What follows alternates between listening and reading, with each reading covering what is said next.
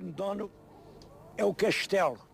É famoso o castelo de Penedono, porque realmente é um castelo diferente de todos os outros. Está na nossa frente e eu convido os meus telespectadores a entrar no castelo. É claro que digo-lhes já, vão ter uma certa decepção. Como veem, cá dentro não há absolutamente nada.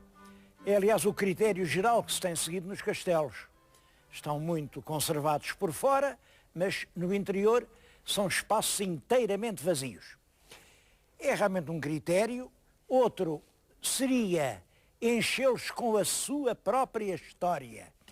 Neste caso, era a história dos Coutinhos. E não faltava que contar. É um castelo com origens muito antigas. Há 1000 anos, seguramente já aqui havia um castelo, mas não se via parecer nada com este que estamos a ver. Este é um castelo senhorial, é um castelo para parecer uma pessoa importante. Não é um castelo do rei, isto é um castelo de um fidalgo. De um fidalgo que quer, enfim, dar-se ares de toda a sua importância. É o castelo dos Coutinhos. Ali à porta, em cima, está um escudo. Já se vê muito mal, porque é claro, o tempo gasta tudo, até a pedra. Mas quem olhar com atenção, e quando a luz está favorável, ainda se vêem claramente as 5 estrelas dos Coutinhos. Eram 5 estrelas vermelhas. Ora bem, essa história dos Coutinhos começa com uma família de gente muito hábil. Há um Vasco Fernandes Coutinho que ele está aqui neste castelo, não se sabe bem a que título, deve ser o alcaide, mas ele começa por ser escudeiro do rei Dom Pedro, depois foi amigo do rei Dom Fernando, depois vem aquela crise do mestre Davis e ele consegue estar bem com todos. O filho dele, ele era Vasco Fernandes, portanto o filho já é Gonçalo Vasques. O filho de Vasco é Vasques. Gonçalo Vasques Coutinho. O filho dele consegue também estar bem com o Dom João I, apesar de não pôr os pés na Batalha de Alves Barrota, mas foi ele quem juntou aqui os fidalgos da Beira e fez a Batalha do Trancoso, que, como sabem, foi um dos episódios da guerra e em que saiu vencedor. Ora bem, esse fidalgo, o Gonçalo Vasques, tem 2 filhos, ambos eles importantes.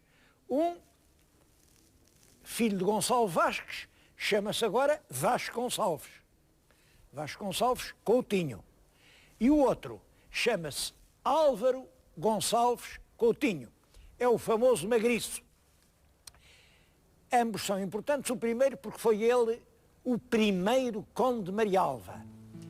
É o infante Dom Pedro para o pôr do seu lado, porque ele era poderoso e orgulhoso, dar o título de conde, uma altura em que havia muito poucos condes em Portugal.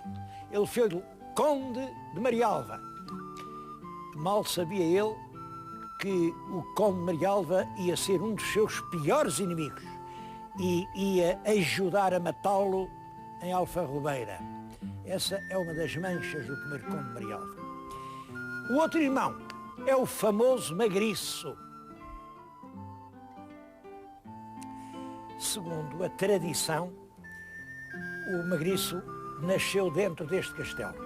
É claro, não há nenhum documento, porque nessa altura não havia certidão de idade, mas é muito provável que isso seja verdade, porque este castelo, tudo quanto a gente pode ver, indica que é com esta forma de palácio senhorial que tem, isto é feito pelo pai do Magriço. É quase certo que isto é obra do Gonçalo Vasques.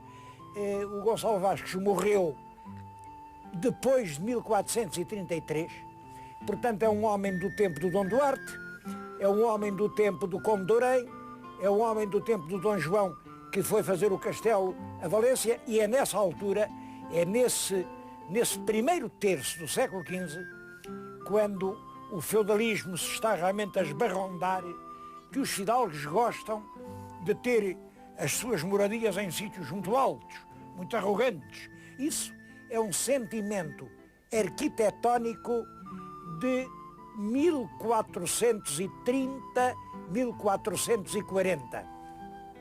É o sentimento de Porto Mós, por exemplo, é o sentimento de Orém. Tudo isso é gente da roda do Gonçalo Vasques Coutinho. É claro, esses eram filhos de duque, mas o Gonçalo Vasques também aspirava a tudo isso. Penso que esta arrogância, esta fidalguia rupestre, tudo isto nos fala de Gonçalo Vasques Coutinho. Bom, e se ele tinha este palácio, é natural que aqui nascessem os filhos. Isto é para dizer que, mesmo sem certidão de idade, acredito que o Magriço seja de Penedono. E porquê é que o Magriço é uma figura tão importante? Bom, o Magriço é um cavaleiro andante. O meu telespectador sabe o que é um cavaleiro andante.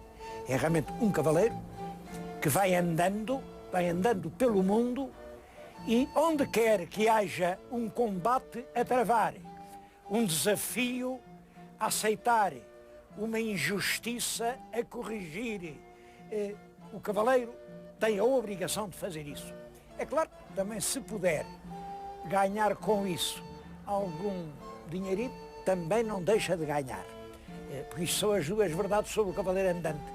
O cavaleiro andante é sempre filho segundo ou filho terceiro, porque nessa altura o filho mais velho é que herdava a fortuna, e portanto os outros tinham que ganhar a vida de qualquer maneira, ou enfim, andavam por aí, ou iam para a igreja. Olhem, houve vários Coutinhos que foram para a igreja e foram bispos em Coimbra, bispos. Enfim, cavaleiro andante também era uma solução. Este Álvaro Gonçalves, filho do Gonçalo Vasques, foi cavaleiro andante e deu que falar em toda a Europa. Era um homem de uma enorme bravura. Não sabemos se ele saiu do país só para fazer aventuras ou se teria outra razão. Há agora um historiador moderno, tem um estudo muito bom, e em que diz que ele quis casar com uma menina, Isabel de Castro, filha do senhor do Cadaval. Por causa do século XII, ora bem, estamos no castelo de Penedono, no castelo do Magriço. Para quem não sabe quem é o Magriço, era um soldado muito importante.